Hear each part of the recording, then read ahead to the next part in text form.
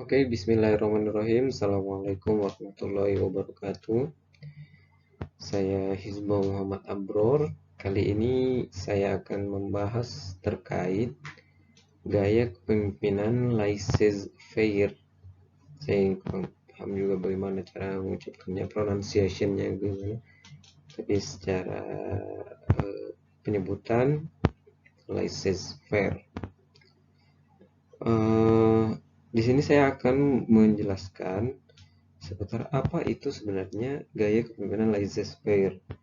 Nah, yang nantinya akan dilanjutkan penjelasannya tentang bagaimana bentuk kepemimpinannya itu, polanya seperti apa, dan eh, apa untung dan ruginya, nah, istilahnya kelebihan dan keuntungan, kelebihan dan kekurangannya akan dijelaskan lebih lanjut oleh Alifah, dan saya menjelaskan terkait apa yang dimaksud kepemimpinan laissez-faire. Oke, lanjut saja.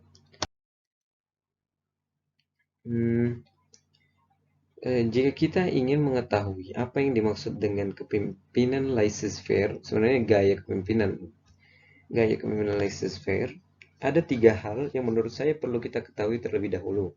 Ada dua hal sebelum kita menelusuri apa itu kepemimpinan laissez-faire. Pertama, yakni kepemimpinan itu apa, lalu gaya kepemimpinan itu apa, yang dimaksud gaya kepemimpinan itu apa, dan yang terakhir adalah gaya kepemimpinan laissez-faire itu apa. Nah, jadi setelah kita mengetahui kepemimpinan itu, lalu mengetahui apa yang dimaksud gaya kepemimpinan, perbedaan diantaranya, maka akan mudah bagi kita untuk memahami lebih dalam dan lebih jelas apa yang dimaksud kepemimpinan laissez-faire ini. Iya, lanjut saja.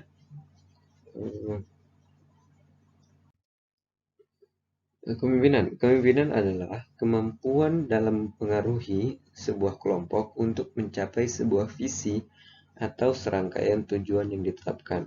Nah, eh, jika kita melihat bahwa kepemimpinan adalah sifat, eh, dia menjadi kata sifat dari kata kerja memimpin.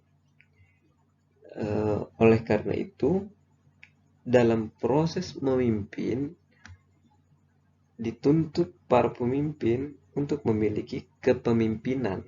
Nah, karena kepemimpinan merupakan kemampuan. Nah, kemampuan dalam mempengaruhi sebuah kelompok atau beberapa orang untuk mencapai sebuah visi atau serangkaian tujuan yang ditetapkan. Nah, lanjut. Gaya kepemimpinan. Gaya kepemimpinan ialah pola perilaku yang digunakan oleh pemimpin untuk mempengaruhi anggotanya. Jadi, setelah kita mengetahui memimpin adalah bagaimana mempengaruhi orang, dan kepemimpinan adalah kemampuannya, lalu gaya kepemimpinan merupakan pola dari kemampuan tersebut. Jika kita lihat secara lebih mudahnya, setiap pemain bola memiliki kemampuannya masing-masing, dan mereka memiliki gaya bermain bola masing-masing. Akan tetapi mereka tetap memiliki kemampuan yang baik. Begitu secara mudahnya kita mengartikan gaya. Gitu.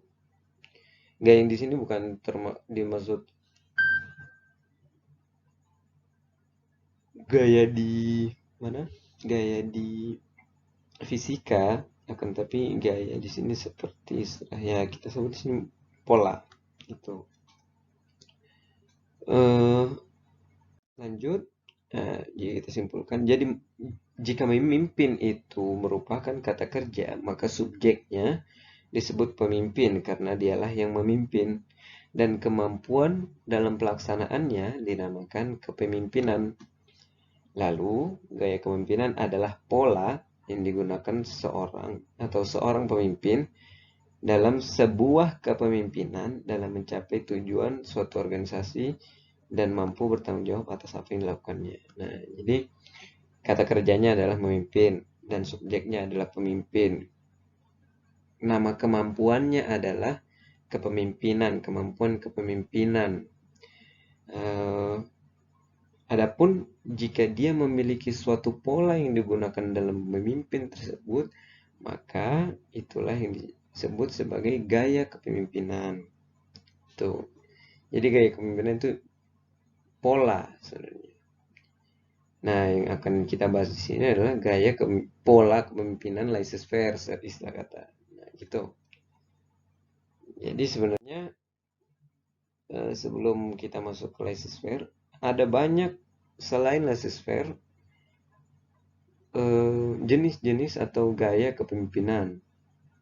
Ada transaksional, transformatif, ada demokratis, ada otoriter, dan dari sekian banyak gaya kepemimpinan, laissez-faire menurut saya merupakan salah satu gaya kepemimpinan yang perlu untuk kita ketahui bersama, dikarenakan di dalam laissez-faire ini memiliki unsur-unsur yang demokratis, akan tetapi dia bisa disebut memiliki efek bumerang, karena kan dalam ada nilai kebebasan serta kesetaraan.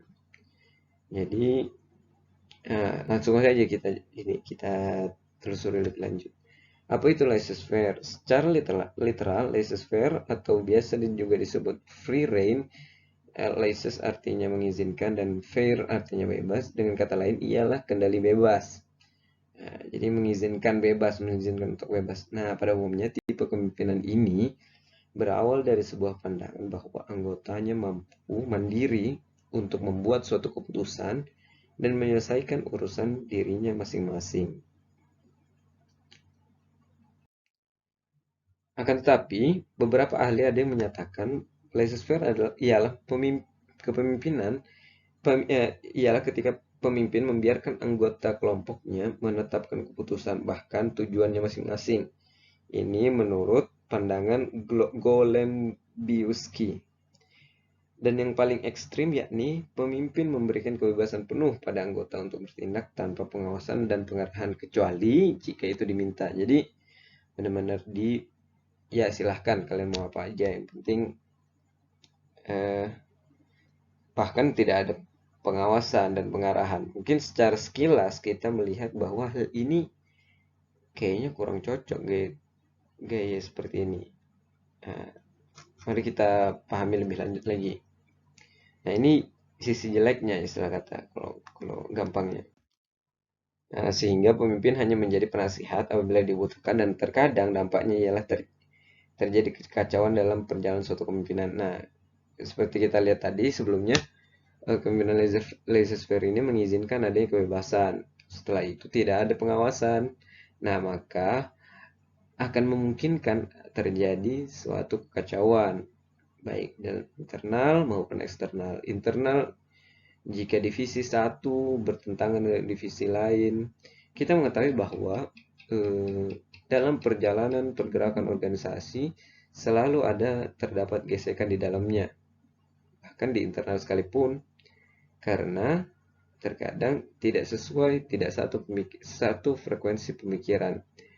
Nah, jika hal tersebut ditambah dengan kebebasan tanpa adanya pengawasan, otomatis akan terjadi kekacauan dalam perjalanan suatu kepemimpinan. Nah, inilah yang mengapa akhirnya laissez-faire merupakan satu kepemimpinan yang sangat orang memandang itu tidak perlu untuk diterapkan karena berpotensi besar untuk memberikan kekacauan. Nah, kendati demikian, gaya kepemimpinan ini masih bisa dipakai, namun diperlukan batasan yang tepat. dengan menyesuaikan pada situasi dan kondisi suatu organisasi. Contohnya menetapkan ADART, merumuskan grand design organisasi, dan lain-lain yang bertujuan menjaga jalannya kepemimpinan agar tetap stay on the track. Ya, mungkin ini jika kita menerapkan batasan ini namanya bukan laissez-faire lagi. Dia lebih cenderung ke demokratis.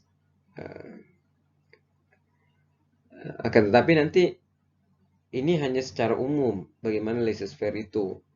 Yaitu ya kita simpulkan akhirnya bahwa gaya kepemimpinan ini gaya yang demokratis sekali, bahkan cenderung liberal karena dia membebaskan tanpa ada pengawasan, bahkan eh, pemimpin hanya dihadirkan sebagai penasehat, bahkan itu jika dibutuhkan, bukan hadir sebagai bentuk jawaban pertanggungjawaban sang pemimpin, begitu. Ya, mungkin ini saja dari saya. Untuk selanjutnya tipe dan kelebihan dan kekurangan serta mekanisme bagaimana gaya kepemimpinan ini, bagaimana laissez-faire itu berjalan, akan dijelaskan lebih lanjut oleh Alifa Agustina. Eh, ya mungkin ini aja. Sekian dari saya. Terima kasih. Assalamualaikum warahmatullahi wabarakatuh.